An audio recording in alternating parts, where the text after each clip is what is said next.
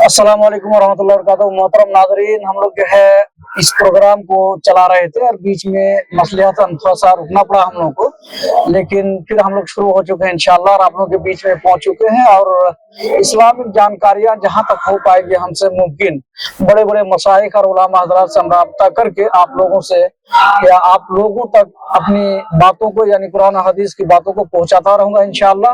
और इसलिए आप लोगों से इस मौके पर हम गुजारिश करना चाहेंगे मोहतरम नाजरीन कि आप लोग जो है हमारे वीडियो को लाइक शेयर सब्सक्राइब जरूर करें, इसको आगे बढ़ाएं, एक दूसरे तक पहुंचाने का कोशिश करें। जहेज के सिलसिले में मोहतरम नाजरीन हम बात करना चाहेंगे शेख मोहतरम से।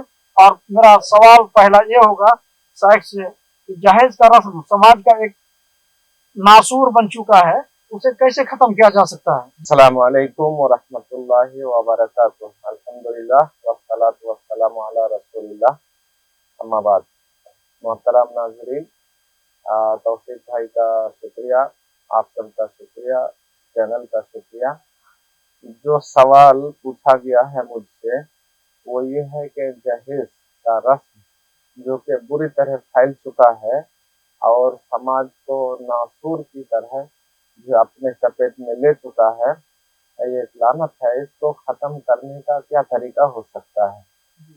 तो उसका जवाब ये है कि ये वाकई एक नासूर है, एक लानत है और ये इतना मुहलिक बीमारी है कि इसकी वजह से बहुत सारी लड़कियां अपनी जान दे रही है, बहुत सारी खुदकुशी कर रही है और बहुत सारी लड़कियां अपने आप को आग में जला लेती हैं। ये ज़माने से होता आ रहा है और अखबारात के पन्ने, अखबारात के पेज उनसे भरे रहते हैं। ज़्यादा दूर जाने की ज़रूरत नहीं है, ज़्यादा अखबार पढ़ने की ज़रूरत नहीं है।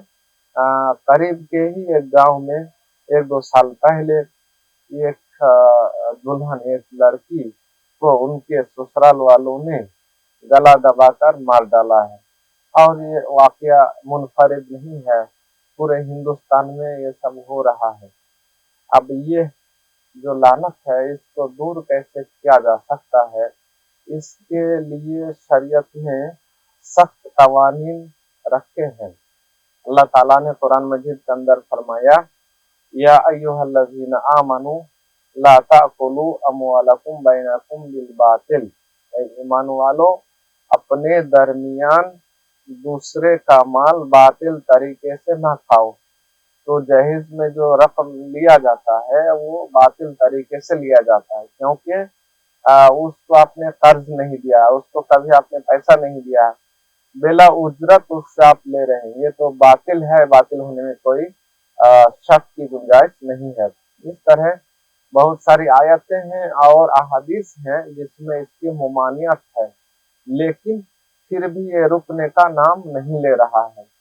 इसके अलावा हिंदुस्तान के सरकार ने इसके ऊपर सख्त कवानीन बनाए हैं। जहेज लेने वाले के लिए सख्त सजाएं हैं, कैद साल जेल की सजा है, लेकिन फिर भी उसको रोका नहीं जा सकता, इस पर कंट्रोल नहीं पाया गया है।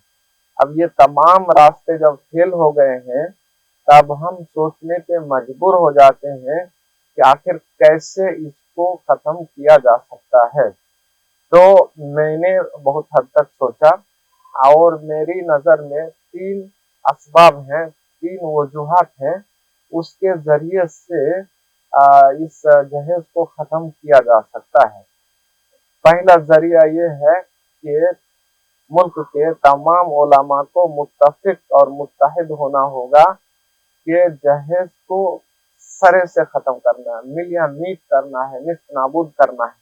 उसके लिए तमाम को मुत्तफिक हो करके एक एग्रीमेंट पे साइन करना होगा कि जिस भी शादी में जहेज का लेन देन होगा उस शादी को हम नहीं पढ़ाएंगे।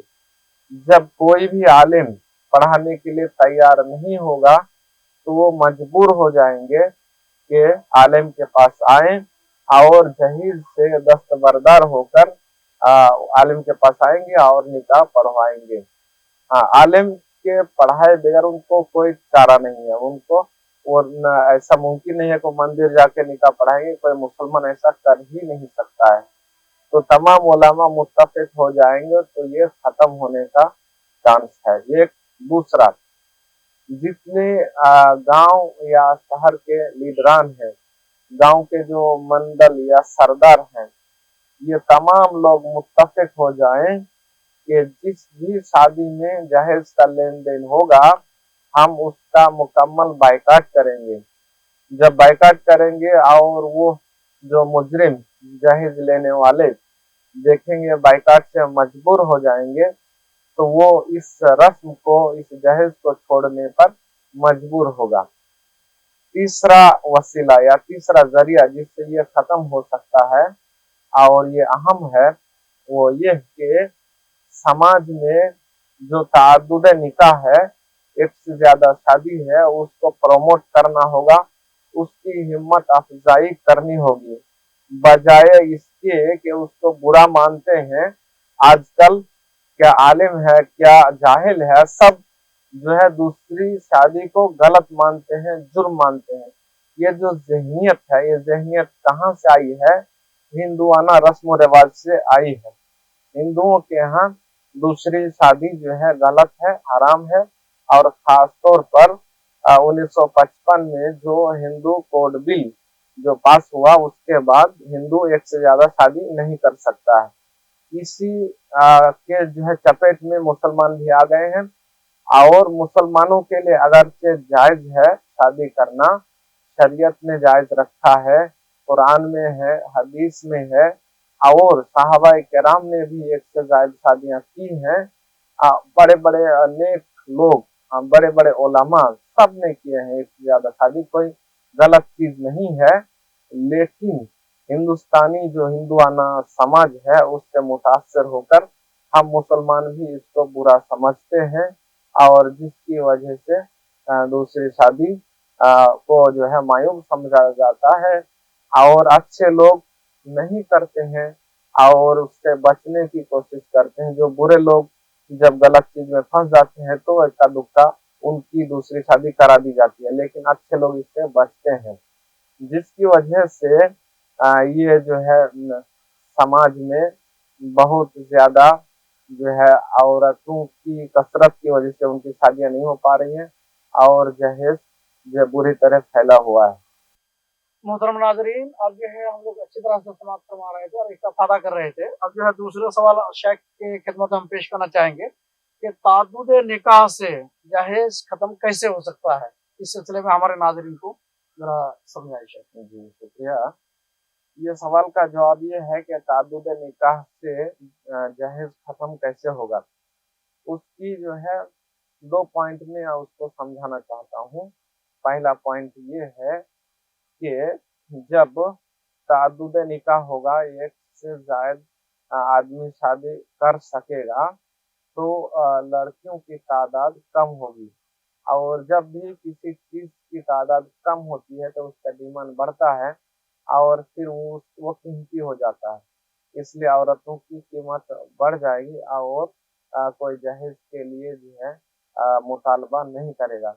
दूसरा पॉइंट ये है कि कोई लड़का है, किसी लड़की को शादी करना चाहता है, उसे पसंद भी है दीनी एतबार से और जो है अखलाकी एतबार से, सूरत के एतबार से, लेकिन वो जहेज ना मिलने की वजह से शादी नहीं कर रहा है और गरीब घर की लड़की है, जहेज नहीं दे सकता इसलिए शादी नहीं हो पा रही है, रुकी हुई है।